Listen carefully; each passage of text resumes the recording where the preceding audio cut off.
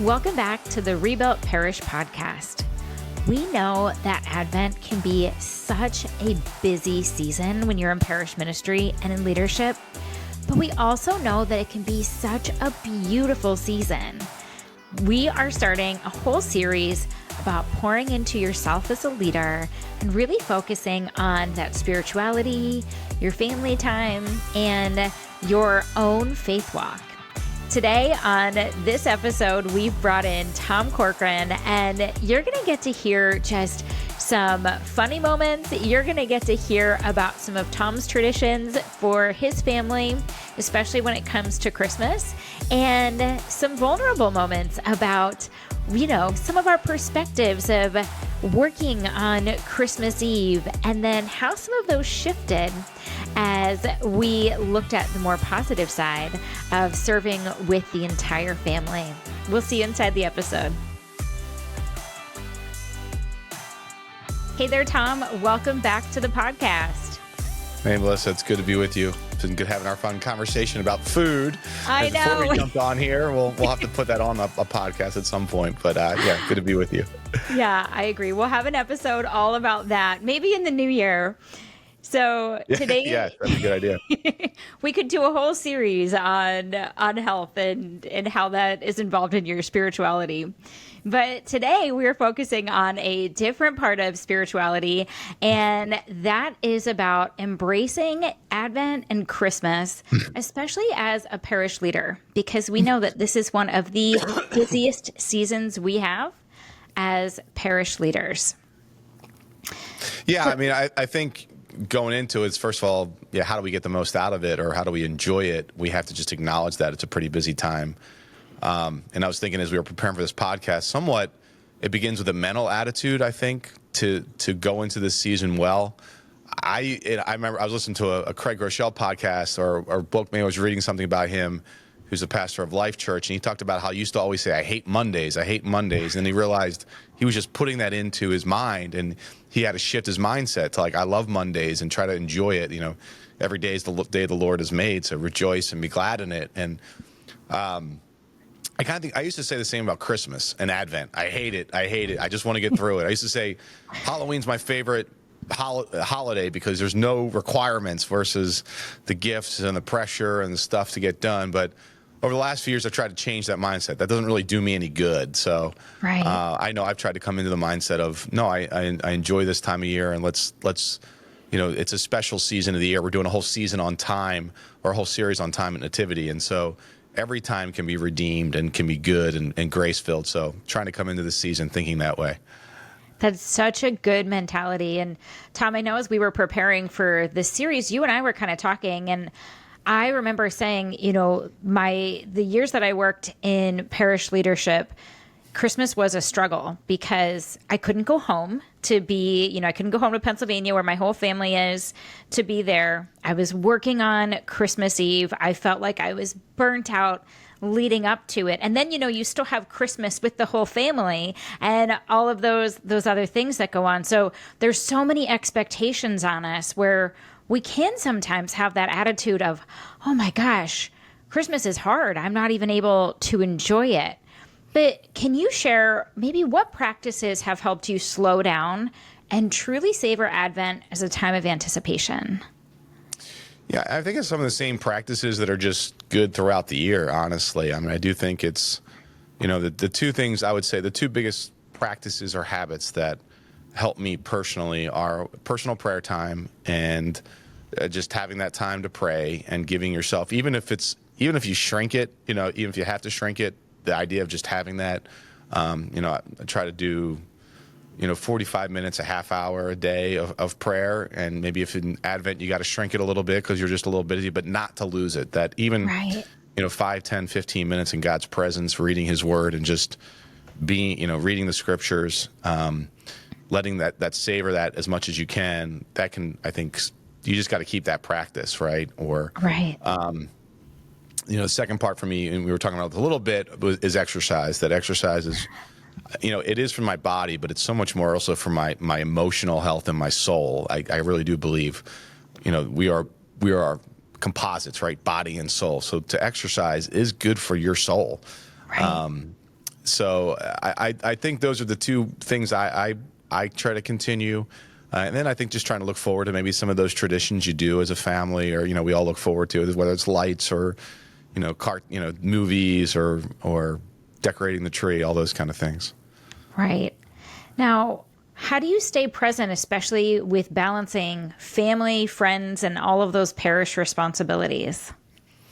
Yeah, again, I think this is something you can talk about for Advent, but it's all the time, all the way. I think I can probably continue to grow, especially I think with family, and I think a little bit. My schedule right now is pretty crazy. I feel like I'm running from thing to thing, and I have to probably take some responsibility that I probably like that a little bit. I think. Sometimes with busyness, like, oh, I'm so busy, and we wear it like a badge of honor or whatever. Right. Like, I think we all have to admit, if you're really busy, in some ways, I mean, again, and if you have young kids and that kind of thing, but you have to admit, you probably like it, that you want to be busy. So don't be like wearing it like a martyr. So I do think, Right. and especially even this Christmas time, I'm really busy. But we can still slow ourselves down, slow our hearts down, like you said. So be present. Yeah, that's a great question, Melissa. I don't know. I have a lot of insight other than, obviously for some things like putting the phone away and if we're at your dinner table and things like that. I know I use my phone as an alarm at night, but getting in bed and not, being present. Just having times where you put that away. I think being present would be just to try to enter into that. I don't know. What do you do for that? Because I'd like to hear you. I feel like I could learn from you on that. Well, so it's interesting because, I had started my own podcast. I just did a whole episode about this because it's something that we face as people, right? The average person picks up their phone 96 times a day. And so one of the things that I have done is I disengaged most of my alerts on my phone. So I only get alerts for phone calls, messages, kids' school stuff, calendar stuff, tasks, things like that, but none of the extras. And then I use my phone as my alarm too, but it actually goes off on my watch. So when I keep that in sleep mode, and then when I walk into the threshold of my bedroom at night, my phone gets plugged in and I don't touch it. So if I want to do anything on my phone, I have to do it before I get to my room because that's my rule. It just gets plugged in and then it's in a case with a cover on it. And so in sleep mode, then like the light doesn't wake me up. Even if something did, the cover is on it. So I just really try and protect that time because I know that scrolling and looking at, different distractions on our phone, I could stay up all night and do that if I didn't. Well, I'm pretty good with that, but away. I need to get that. Sorry, I need to get that case from you. I need to get where you buy a case I'll send like you that. the link. That would be good. Yeah, and I do think that some of those stats, like people on their phones, and maybe it's a little digression, but it also is what are you looking on your phone. So I have, and what app do you have on your phone? So in good times, I have a Kindle app and I'm reading a book, and most of my books are spiritual books or commentaries, and so it's picking up my phone, but I'm doing that. Or I have the missal, the iMissal, so I'm reading the readings of the day. I have a Bible app, so I kind of move on those. That is what do I choose? Do I choose to read one of those things if I'm picking it up, or am I going? For me, a lot of times I'll go on the internet now. I've gotten rid of all social media off my phone, but I'll read sports, read about the Eagles, read about or football, the NFL. That's where it's just kind of brainless. And I have heard too. It's like, do you pick up your phone? Like, this would be the worst. Stopping at a traffic light. I know it's a long light, and I have to pick it up. I'm like, that's where it's not good. Like, let your brain rest and not do it there. So I think it's kind of little things. Whether you pick up your phone, it's more like, what do you look at it, and then you pick it up out of just that little habit. And again, I don't know if to be present, going back to Advent and being present for our families, it's not picking that up, putting it away. That probably is the biggest distraction, and that's not just Advent. That's throughout the year. That's all the time. I find myself, when you've got kids, and you know what this is like. Sometimes with boys, you can't get them to talk. Period. When one of my kids actually wants to talk about something, that's when I'm like, oh my gosh, you're talking to me and I'm already doing something. Hang on. I have to put this down because it does not happen often where you want to tell me about your day or about something that happened at school. So takes time because that phone is that immediate dopamine hit. It's been proven. Our phones are meant, like, they design things to make us want to go back to them so that they are addicting. But I agree with you. That's the hardest thing, is just putting that down. So let's talk a little bit about some family traditions, because again, when we were prepping for this, we kind of talked about sometimes that hardness of our hearts, right? When we're like, oh my gosh, we're working so late. We're at all of the masses on Christmas Eve. We're exhausted from being on our feet. We're not having that, big family dinner. But Tom, you said something that really got me thinking and shifted that perspective. And I think it could help a lot of people. And that was about serving together with your family. Can you tell us a little about that? Yeah, that's something that's happened, especially over the years. So when we first started at work, my kids were young. So really pretty much my wife, Mia, she had to just take the kids and bring them to church while I was already here. Or, now we're at the fairgrounds on Christmas Eve. But now that they're older, they all serve. So it's pretty cool. My 14-year-old, my 12-year-old, my 10-year-old, they will all serve in the Time Travelers, the Children's Liturgy of the Word program. So through the course of that week, they'll be coming to church and going there to practice that. And it's really cool. They love serving here at church in those programs. I'll probably, maybe I'll have to show him this podcast. My 19-year-old son, I'll get him to park, I'm just telling him now. But I think he's done it the last year. He likes parking ministry. So just get my wife, Mia, I think, she'll be serving. She leads a prayer team. It's the prayer, they do healing, but we were just talking about last night, actually, about coming into the fairgrounds and praying over the space and getting volunteer ministers to come and pray over the space and pray over every chair and even pray with some of the volunteer ministers that might help. So yes, I think if you can, and obviously it might be difficult for some families, but if you invite your family into that work, I mean, that's one of the great things, about working in the church is it can also be a challenge, but I think overall for me, it's always been great that my kids know where I work. It's not like, some kids, they don't know their dad's office or mom's office. They know, they're here all the time and they can see it. And so that week we can bring them in and, make it a family affair, make it a family deal. I love that. I think that's something that everybody here can resonate with. And I think if they just shift that perspective and say, okay, rather than it being, I'm just so busy this week, how can my whole family serve together this week? When after COVID, when things really opened up, it was really great having my kids at Christmas Eve Mass helping to be greeters. Now, this was their first experience serving. They were really young. And you would have thought opening a door was the coolest thing in the world. I mean, these guys treated it like it was the coolest job. And handing out worship aids, I mean, they loved that. And any kid can help in, there's ways to serve from such a young age, but it does make it more fun. So I don't know about you, but then I didn't feel like I was missing out on anything because they were right there with us serving. Yeah, I mean, I think that's right. And that's the way I think, sometimes we have to do things that are extra, but really just including kids, including our family in it. And that's one of the ways we try to encourage people to serve too. Serve it with your family. Yeah. And many people will say that becomes really the highlight, actually, that they serve. And same thing, we give out candles, we're giving out things, opening the door. Families serving together really enjoy it. And so I encourage people that you need to serve either on Christmas Eve or throughout the holiday, throughout Advent, to do it as a family. And it's that's not, then you're not doing the either or competing. Right. You're doing both and. And now share with us what that new Christmas Eve tradition looks like for your family since everybody started serving. What happens after Christmas Eve Mass is all done? Yeah, so we'll have Christmas Eve Mass at 3 and 5:15 at the fairgrounds. I usually, I'm one of the last people to leave. I actually don't have as many responsibilities. I feel like other people in the parish bear a lot more responsibility.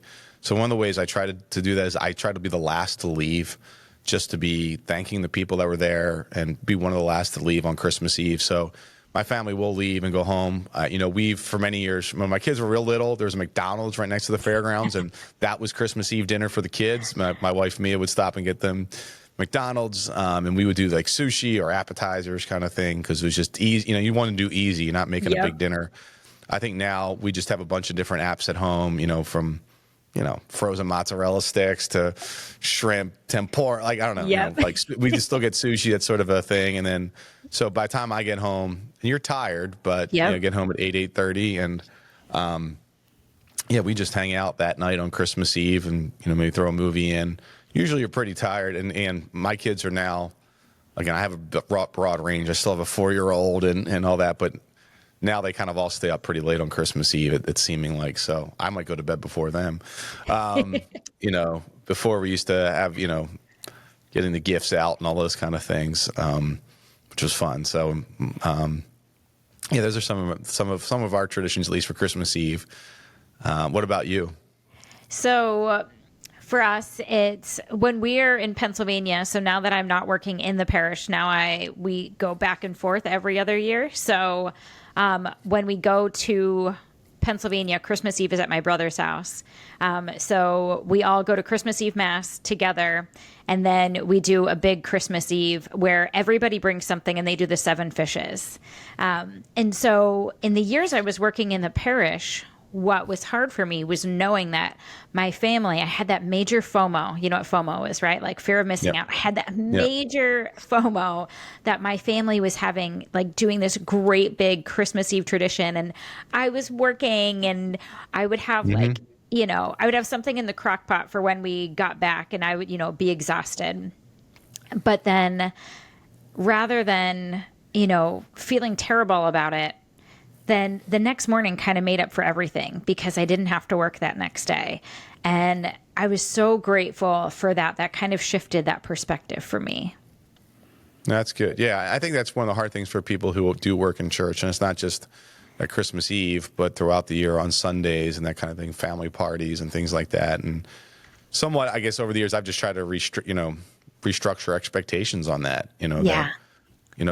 Pretty early on, Father Michael said Christmas Eve you have to work, and that's sort of the thing, and just letting family know, and they might not always understand. Although my mom worked in the church too, so she understood pretty well.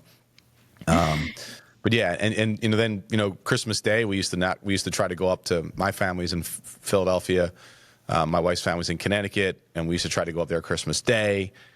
And one year on Christmas Day we drove to Connecticut. I sat in traffic for it's not, if you just without traffic, it's a 4-hour drive, not too bad. But on Christmas Day, for whatever reason, it was like terrible. It was 6 hours. I'm like, oh my gosh, I am just not doing this anymore. I am not spending my Christmas Day on the road. So now it's our day at home, and it's kind of a fun tradition at home, because I think you're going to get to this question, maybe just jumping through. For us, we have a big family, 8 kids, and it's really fun. Like it takes us 2 to 3 hours to open gifts. Oh my gosh, that's so fun. We do it really slow. Like we do it, and whoever gets it gets the gift, gives it to and they all get gifts for each other. That's amazing. And we take a picture, we take a photo. Sometimes we have to take a break, honestly, and have breakfast and then come back. I think I would be starving by then. Yeah. So we'll do it for a little while, then we'll be tired. But it's just a very nice tradition. Like, 'cause it's really nice to see, whoever gave the gift. We do it really slow on purpose. It's not like just ravaging open gifts. And right. It's just a moment, I think, every year that's real fun. Other thing we do is we have somebody play Santa. My son Max had done it for 3 years in a row, and he would kind of dress up in different things. One year, sorry, this is going in, but it was my favorite year. He came back because he's a Marine, and he came back from boot camp. He had been to boot camp that year, and in order to get a gift, so he played Marine. He called it something different, Marine Santa, or I forget what he called himself that year, Sergeant Santa or something. And to get a gift, you had to do like push-ups, or you had to do like, he called it like, I don't know, you had to put like one hand and put food in your mouth and like, eat your food, and like do 15 sit-ups and he had all my kids doing them, and it was hysterical. So we have, as a little tradition, like he's played different parts. So that was my favorite year, though, like where you had to do some serious exercise to get your gift. So that's probably my favorite part of Christmas morning, because my kids, a lot of fighting in our house, a lot of tight quarters, but on Christmas morning they're giving each other gifts, they're giving each other hugs, and that's sort of my favorite Christmas morning tradition. So I think you were going to ask a question about that, but. Well, I was, and so that's perfect. And I think the point that I really want us to bring home here is that even though you're putting in all of that work all throughout the season of Advent, preparing for this big Christmas Eve Mass where we are going to welcome the outsiders, where we're going to make people feel so good, full of hope that they want to come back in January. But that Christmas Day can be that time to just fully relax and fully be present with our family. And so I think that that's so great that you have that incredible tradition. Yeah. One of the things we have too is we pray before we open the gifts, so we kind of before, so you have to pray, and it can sometimes, I think they've gotten better at it, but we just do the readings and play a couple of Christmas worship songs and that kind of thing. And so then we do try to, begin with a prayer and that before we, there might be some stuff out from Santa, but after that, they might look at stockings, but then we pray, and it's good. We do try to just take that morning slow, and my wife always likes to make a nice breakfast. So, I think that is the idea is, I think, talked about in a blog recently about, that one of them sent out about when you're overwhelmed. Yes. And one of the things to know you're overwhelmed is, do you have a time where you're going to be able to stop? Right. And that is now, and Christmas week is still kind of a little hectic. Like, it's not quite like vacation, right? Because you are seeing family. Right. But yeah, if you can bake into that week, I'm going to stop. There's going to be something where this is a pause in the midst of a very busy fall. And fall is a sprint. It is a lot going on. But I'm going to, give that somewhere in that week, I'm just going to at least have a day or two or as many days as I can to just stop and rest. Right. And Tom, you brought something up earlier that I want to bring back. We didn't even prepare for this, but I think this is an important one, is setting those boundaries too, so that you truly can rest and have that presence with your family. So that boundary of, okay, I'm not spending Christmas Day in the car anymore. We're going to be home for Christmas. We can plan visits another time, but we're going to be here so we can have this beautiful time where we can open gifts slowly and connect with each other and pray together rather than pull our hair out in the car sitting in traffic on Christmas Day. Yeah, and I know, again, some people get pulled in very different directions. We've talked about that as a nativity staff and even in homilies, I think, at times. That, you have to set those boundaries and what you can do and somewhat you learn, especially if you have a younger family and you're just learning, and depending on your family dynamics, some for me, it's impossible. I can't be at both families on the same day, but I know people who go between the families because they live in town, and maybe you just say, we're not going to be here that day. We've kind of over the years, Thanksgiving is with my family, Christmas Day is just our family, and we kind of do New Year's Eve, New Year's Day with my in-laws, right, in Connecticut, and that's kind of the rhythm we usually set into. So there's sort of those have become special for us. But I think, again, everybody needs to kind of work that out for themselves. Right. And be clear and don't let people, I don't know. I don't think, well, there might be some people in my family that can do guilt, but don't let anybody guilt you into anything. Right. I mean, when you were talking about spending that time in the car, and you have those precious few hours, especially while they're so little. I remember one Christmas morning by noon, we had been to 3 different places and my kids were really little, and all they wanted to do was be home, playing with their new toys, relaxing. And I'm like, hang on, we got to go to your uncle's house for dinner now. And after that year, I had told my husband, I was like, you know what? I can't do this. This is exhausting. Yeah. And like I said, we do that every other year, 1 year here, 1 year in Pennsylvania. And so the years that we're here, I open up the house and I say, anybody can come over from 11 until 4. We're going to be here. I'll have food out all day, but we're not going anywhere. And that's been so freeing, Tom. It's amazing. Yeah, I think a lot of people would benefit to hear that. And a lot of people have that same experience. It's definitely tricky. So as we wrap this up, let's just talk about some of those unique graces that Advent can bring. So what unique graces or reflections has Advent brought to you in the past, and how could you share that with others? Like what, we know that we've got the week of hope and the week of love and the week of joy. How can others really be open to experience these blessings while working so actively in ministry? I think about Advent, and I'm not a big liturgist or liturgical, but here's where I do kind of align, I'd say, pretty well. Advent is a time of waiting and longing, and it is a little bit what drives me crazy about, like, we had to be preparing for Christmas. It's, as we record this, it's November 14th, and we're getting ready for Christmas, and you kind of have to plan and prepare. But it drives me crazy with Christmas songs on the commercial. You can't control that. Like, the larger culture is at Christmas. You can't control that. So don't waste your energy and effort. But right.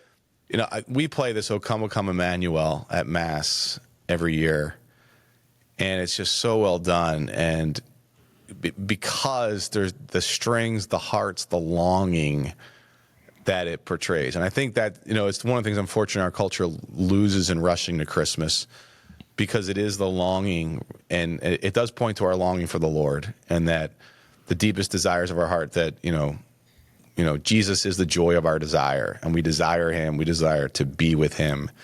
And so, I think as much as possible, again, the culture is going to push you. We have to tap into that longing, and that we're not, the longing of waiting for the Messiah that the Jewish people had for hundreds and thousands, thousand of years, and then, for us, the longing, we know that even with Christmas, as great as it is, it's not our ultimate fulfillment. We know we work to bring heaven to earth, but we're working on that. It's already, but not yet, as they say. So the kingdom has come, but it's not quite in fulfillment, and we long for that day. So I just think, letting ourselves have that. And then that also puts Christmas in proper perspective. We don't put too much on it, that all of Christmas should be a reminder, I think, of the longing we have. We always want that fulfillment. The Christmas day is a great day, and we feel that joy, with our families and all. But also, we want to tap into that longing. That's, to me, what Advent is about, and giving ourselves space for that. So, well, Tom, keeping all of this in mind, what can parish leaders take from this season and carry forward into January to prepare them for the new year? Yeah, I mean, obviously there's so much to do on the work side, on the ministry side. Like, again, so I think we're not really talking too much about that. We're kind of talking more about your own heart. So I do want to say again that it is a reminder of our ministry that we are going to be able to welcome people who've not been to church in a long time, and that's such a privilege we have. I think that again, we know we have what everybody's longing for, and again, the culture kind of drowns that out a little bit, but they're longing for Jesus. And so I think to tap back into that privilege, that as you're going to have people on Christmas Eve coming, to not forget that. And that's kind of the why behind the what of what we do, and to really let that animate all we do. And then, to just, it is busy. It's a busy season, but to keep taking care of our hearts, and that's, let it flow, our ministry flow out of taking care of our hearts and time with the Lord, and whatever it is that rejuvenates your soul and makes your, where you connect with the Lord, keeping those practices. And then, in the busyness of times, remembering, okay, there's going to be give yourself that hard stop after Christmas to at least have a couple days there to catch your breath. Amazing. Well, Tom, thank you so much for pouring into our listeners and community today. I know that they've had to get at least a few nuggets out of this that they can take and apply to their Advent season. And I just hope that they all can take this time to really embrace and enjoy this Advent and Christmas season. Yeah, thanks, Melissa. I hope it's helpful in some way. And hopefully, again, praying for your hearts this Christmas to be strengthened and to be refreshed, renewed, so you can pour into others as well. Oh my gosh, I love that right there. Refreshed and renewed so you can pour into others. That's perfect. Well, thanks everyone. We'll see you next time.